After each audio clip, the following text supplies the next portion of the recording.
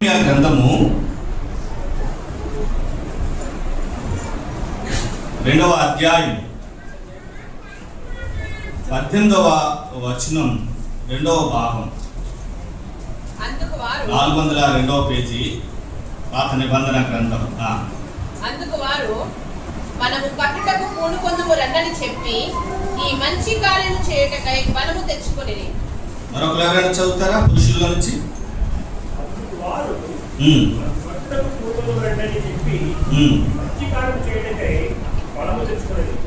ఈ మంచి కార్యము చేయుటకై తర్వాత మీ గురించా బలము తెచ్చుకునేది. ఈ మంచి కార్యం ఏంటి? మంచి కార్యము మనము కట్టుటకు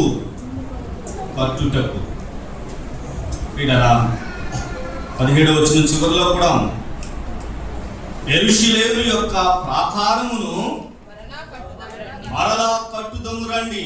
ఇది పిలుపు. ఆనాడు నెహెమ్యా దేవుని ప్రజలకు ఇచ్చినటువంటి పిలుపు. మరలా కట్టుదము అంటే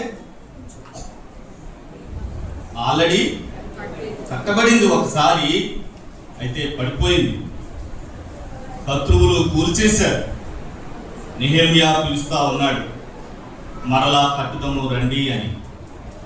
దేవుడు మనల్ని కట్టారు తన స్వరూపంలో, తన మహిమ కొరకు. అయితే మనమందరము ఆ మహిమను పోగొట్టుకున్న వారుగా ఉన్నాం. ప్రభు వచ్చి మరలా ఆయన ఉన్నతమైన కార్యాన్ని చేశారు. మార్కు సువార్త 7వ అధ్యాయం 30వ వచనంలో ఉంటుంది ప్రభుని గురించి. ఆయన సమస్తమును బాగుగా చేయుచున్నాడు. ఆయన సమస్తమును బాగు చేసేటువంటి పని ఎవరి పని? దేవుని పని. బాగు చేసేటువంటి పని దేవుని పని. కాబట్టి బాగు చేయడం అనే ఈ పనిలో మీరు చూడండి, మరొకరు ఎవరైనా 3వ అధ్యాయం ఆ మొదటి వచనం నుంచి కొన్ని మాటలు చదవడానికి ప్రయత్నం చేయండి. నెహెమ్యా గ్రంథం, మళ్ళీ మార్పు కాదు, నెహెమ్యా గ్రంథం 3వ అధ్యాయం.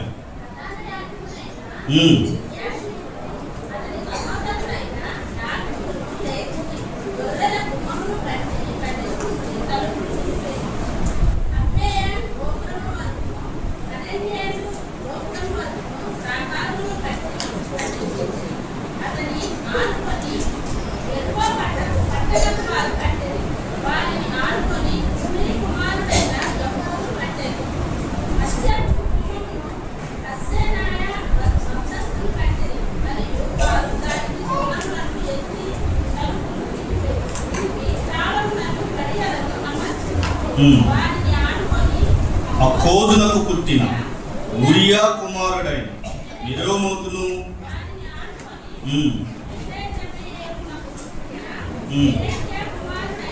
మెషుల్లామును వారిని ఆనుకుని, భయానా కుమారుడైన సాదోకును వారిని ఆనుకుని తెకేవీయులను బాగు చేసి. చూసారా ఆ మాటలు? బాగు చేసి, కట్టిరి, ఆనుకొని, నిలిపిరి అన్నటువంటి మాటలు మనము చూస్తాం. నెహెమ్యా పిలుపునిచ్చాడు. ఈ మంచి కార్యమును చేయటకు వాళ్ళందరూ ఏం తెచ్చుకున్నారు?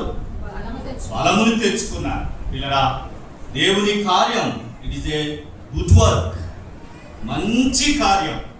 అది బిబిఎస్ అయినా కానివ్వండి, సంఘంలో పనిచేసేటువంటి పనైనా కానివ్వండి, బయట మనం చేస్తున్నటువంటి దేవుని పనైనా కానివ్వండి, it is a good work.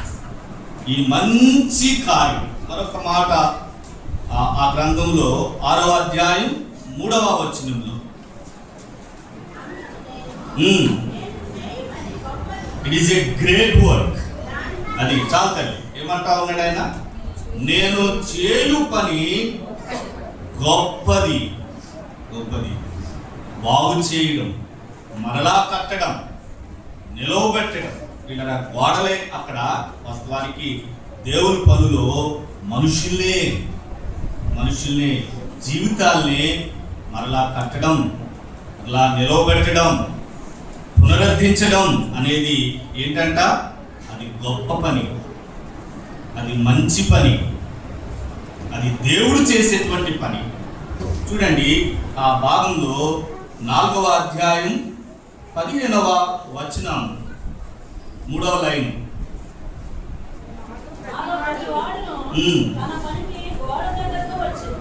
ఎవరి పనికి? ఎవరి పనికి? Everybody has a work. తన పనికి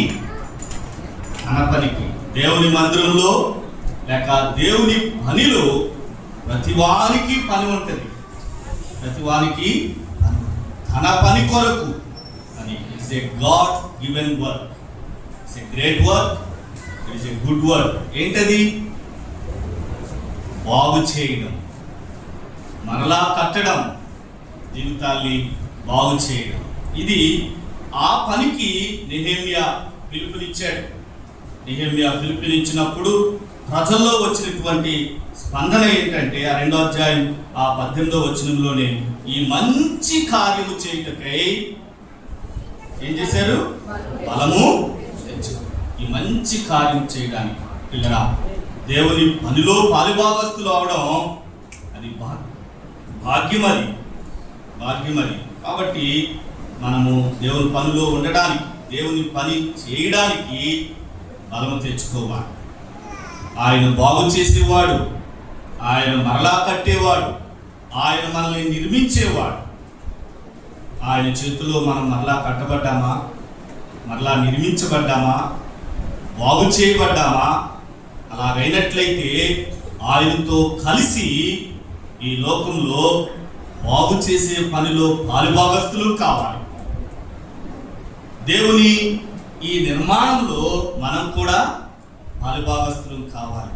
అందుకు ఉదయకాల సమయంలో దేవుడు మనం పిలుస్తా ఉన్నాడు. రక్షించుకుంది నిన్ను బాగు చేసింది, నిన్ను దేవుని మందిరంలో నిలిపింది కేవలం పని లేనివానిగా కాదు, దేవుని పనిలో పాలుభాగస్తులు కావాలి.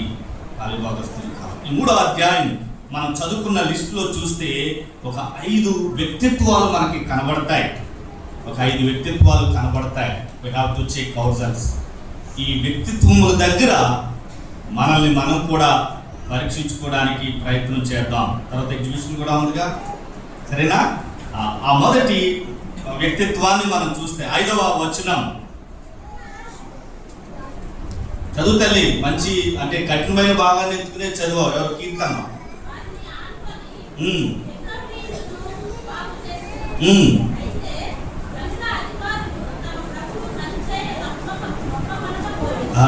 మాట అర్థమైందా? ఇంకా మన నిద్రమత్తులోనే ఉన్నాం. జనుల అధికారులు తమ ప్రభువు పనిచేయ ఒప్పుకొనకపోయిరి. అది ఫస్ట్ లిస్ట్, హిట్ లిస్ట్.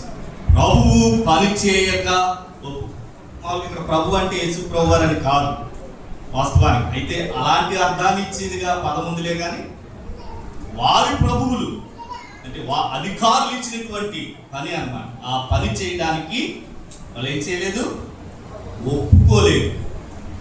ఒప్పుకొనక పోయేది. అస్సలు పని చేయని వారు కూడా ఈ జాబితాలో ఉన్నారు.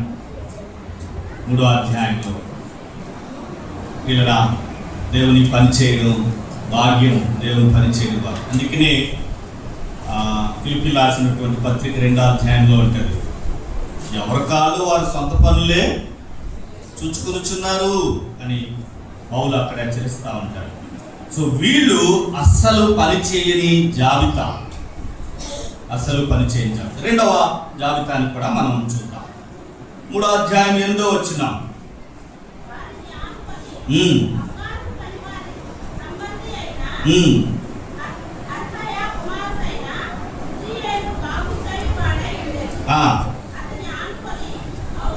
ఔషధ జ్ఞాని.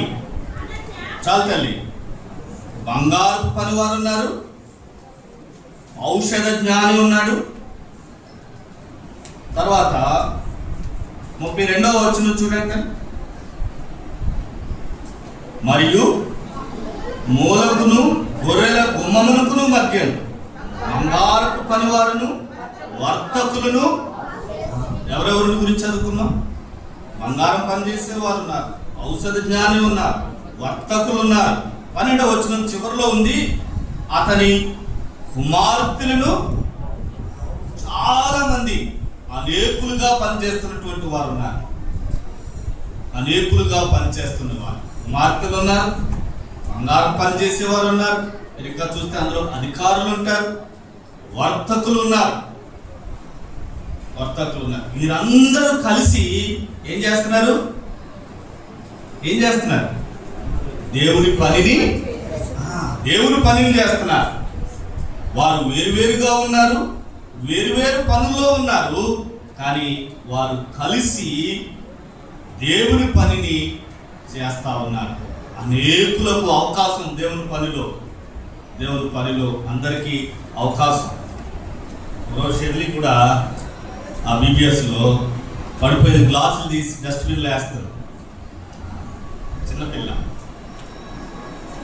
చాలా మంది, అందరినీ పేర్లు పెట్టి మనం చెప్పలేము, కానీ అందరికీ అవకాశం. ఇది రెండవ జాబితా. వేరు స్థానాల్లో మనం ఉండొచ్చు కాక, కానీ మనమంతా కలిసి చేయాల్సిన పని ఏంటంటే దేవుని పని, బాగు చేసే పని, మరలా నిలవబెట్టే పని. అది దేవుని పని. అందుకే నేను ఏమన్నాడు? It is a great work. నేను చేసే పని గొప్పది. It is a good work. మానవ సేవే. దీని డిఫరెన్స్ తెలియాలి పిల్లలు. Spiritual and social. చాలా మంది మనిషికి చేసే సేవ దేవుడికి సేవ చేస్తాం అనుకుంటారు. డిఫరెన్స్ ఏంటంటే దేవుడికి చేసే సేవ మనిషికి చేయడం. అంటే దేవునికి సేవ చేస్తాం, మనిషిని నిర్మించడం. ఈ రెండిటిలో ప్రప్రథమంగా ఆత్మీయ సేవ, ఆ తర్వాతే సోషల్ కన్సర్న్. ఆత్మీయమైనటువంటి సేవ, దేవునిలో కట్టడం, దేవుని కొరకు కట్టడం, దేవుని కొరకు వారిని నిర్మించడం. మొదటి జాబితా ఏంటి? అస్సలు పని చేయని వారు. మనం ఏమన్నా ఉన్నామా అందులో? రెండవ జాబితా ఏంటి? అందరుగా పనిచేస్తా ఉన్నారు. అందరుగా లేక అనేకులుగా పనిలో ఉన్నారు. మూడవ జాబితాని మనం చూస్తే 3వ అధ్యాయం 9వ వచనం.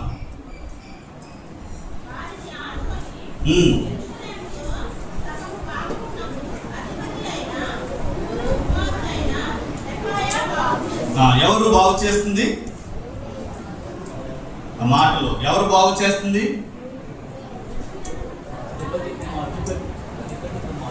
రఫాయ కదా. ఎవరు ఆయన?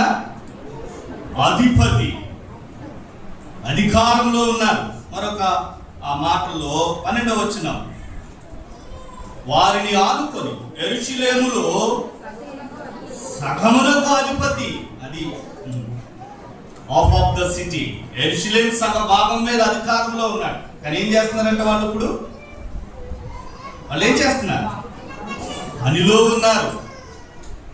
ఉన్నారు. వాళ్ళు అధికారులే, కానీ పనిలో ఉన్నారు. నిజంగా 12వ వచనంలో సగమునకు అధిపతి అయిన హల్లోహేషు కుమారుడైన షల్లూమును అతని కుమార్తెలు అధికారంలో ఉండి the whole family in God's work.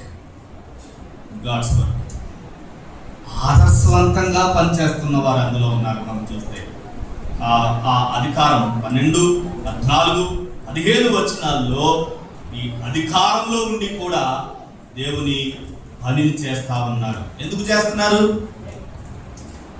It is a God's work. అది దేవుని పని. It is a great work. అది గొప్ప పని. It is a good work.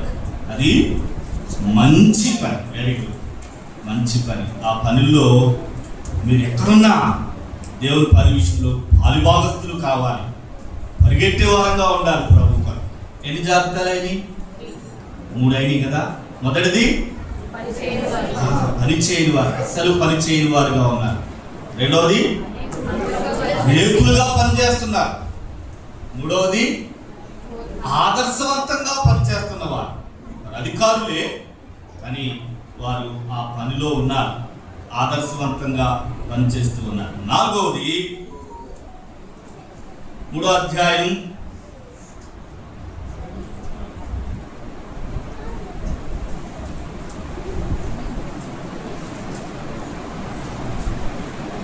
24వ వచనం చూడండి.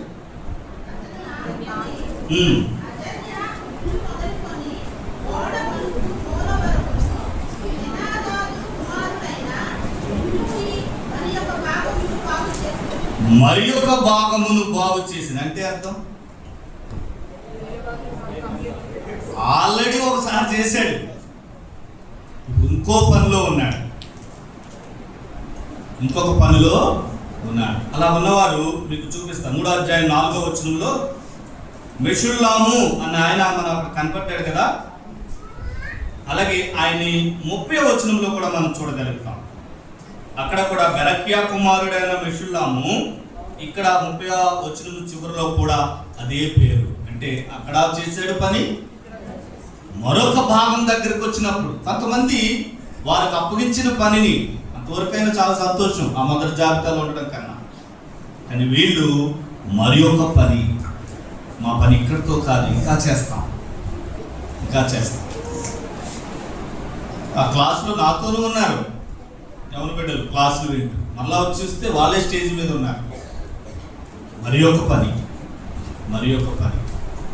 దేవుని పనిని మనం శక్తి లోపం లేకుండా చేయడం. ఈ భాగంలో మనం చూసినట్లయితే వీళ్ళరా ఒక చేతితోనేమో ఆయుధం పట్టుకున్నారంట, మరొక చేతితో దేవుని ఆ పని చేసే పనిముట్టును పట్టుకున్నారంట. 2 చేతుల నిండా పనిని కలిగి ఉండడం నిజమే. మరి మన బాధ్యతలు లోకపరంగా, కుటుంబపరంగా, మరలా ఇటు దేవుని పనులు. 4వ అధ్యాయం 23వ వచనం చూడండి.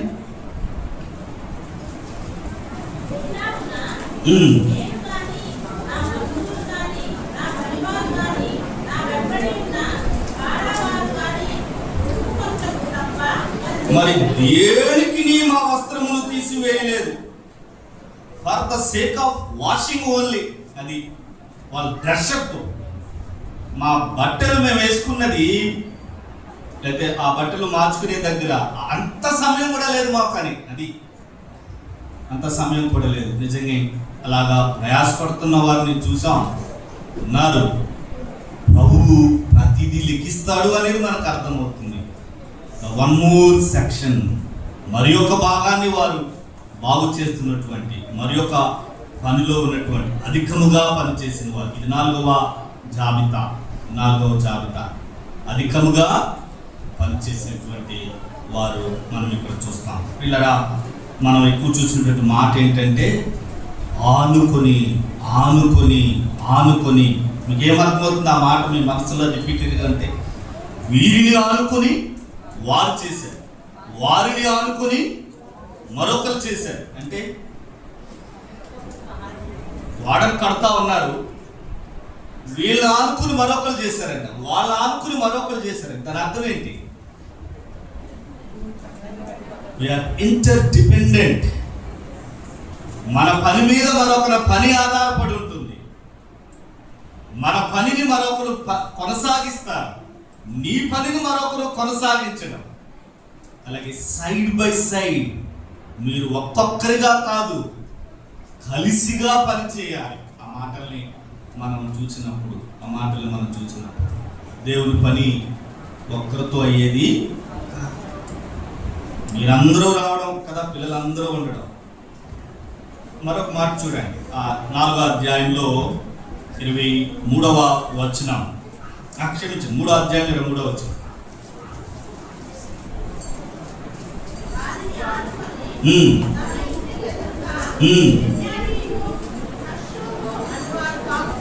వీళ్ళు ఎక్కడ పనిచేశారు? వాళ్ళ ఇంటి దగ్గరే ఉండి పనిచేశారు. అది అట్లీస్ట్ వర్క్ ఫ్రమ్ హోమ్ వచ్చింది కదా అప్పుడు. వర్క్ ఫ్రమ్ హోమ్ ఏంటి? ఇంటి దగ్గర నుండి మనం చేసే పని అర్థం చేయండి. ప్రభు పనిలో ఉన్న వారి కొరకు సహకరించండి. మనం ఏ రీతిగా అయినా సహాయాన్ని అందించగలమేమో వర్క్ ఫ్రమ్ హోమ్. సో అధికంగా పనిచేసిన వారిని మనం చూస్తాము. మీరు అందరూ రావడం, వీళ్ళు తీసుకుని రావడం, మళ్ళా తీసుకుని వెళ్ళడం, వీరికి భోజనాలు సిద్ధపరచడం, భోజనాలు వడ్డించడం, బోధించడం, వీటన్నిటినీ పర్యవేక్షించడం ఎంత పనో. ఎంతమంది ఆ పనిలో పాలుభాగస్తులు అయ్యారు. వీటన్నిటిని మళ్ళా శుభ్రం చేయడం. అధికముగా పనిచేసిన వారు. మూడో చివరి మాట. చివరి మాట అంటే మనకి ఎంత రిలీఫ్ ఉంటుందో కదా. It's last word. 3వ అధ్యాయం 20వ వచనం.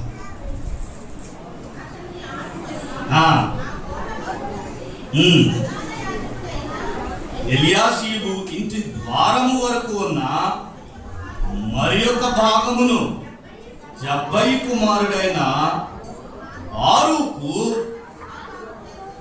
ఆసక్తితో చేసిన వాడు.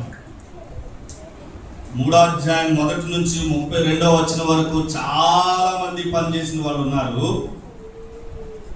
వాళ్ళందరినీ పరీక్షిస్తే దేవుడు ఒక్క వ్యక్తి గురించి ఇస్తున్న సాక్ష్యం ఏంటంటే బారూకు ఒక్కడే ఆసక్తితో పనిచేశాడట.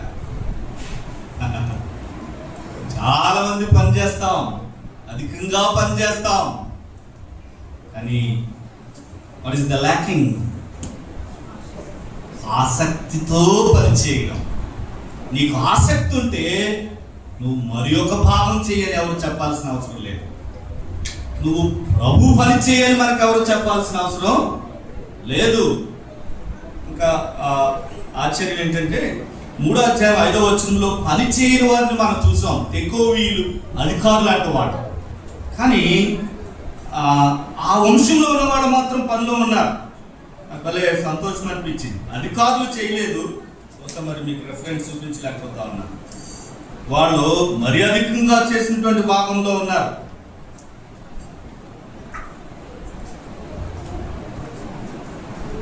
ఓకే, మరి సమయాన్ని బట్టి మనం ముందుకు వెళ్దాం. ఓకే, సో కాబట్టి ఇంతమంది జాబితాలో ఒక్క వ్యక్తి గురించి ఇవ్వబడినటువంటి ఆ బిరుదు లేకపోతే ఆ మాట ఏంటంటే ఆసక్తితో పనిచేసిన వారు. What about you? మన గురించి దేవుడిచ్చే సాక్ష్యం ఏంటి? చివరికి ఒక మాట చూపించి నేను ముగిస్తాను. ఫిలిప్పీయులకు రాసినటువంటి పత్రిక లేక కొరింథీయులకు రాసినటువంటి మొదటి పత్రిక, ఈ 2 మాటలు చూద్దాం. 3వ అధ్యాయం 9వ వచనం. 3:9. We are the partakers of God's work. We are the co-workers with God. అది ఆ మాట. మీరు పనిలో ఉన్నారు అని అంటే దేవుని పనిలో దేవునితో కలిసి పనిచేస్తున్న వారు. దేవునితో కలిసి పని ఏదైనా కానివ్వండి, దేవుని మందిరంలో లేక దేవుని పరిచర్యలో దేవునితో కలిసి పనిచేయడం. ఈ మాట చూద్దాం. ఫిలిప్పీయులకు రాసినటువంటి పత్రిక 2వ అధ్యాయం 21వ వచనం. దయచేసి అందరూ మీ మనసులో చదువుకోండి ఆ మాట. 2:21.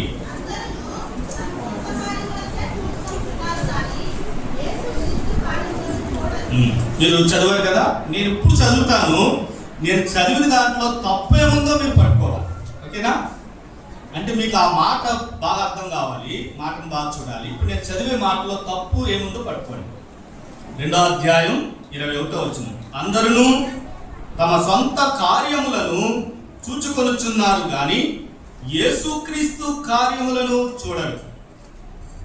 నేను ఎక్కడ తప్పు చదివాను అంటే మీకు అర్థం కావాలి. సొంత కార్యములనే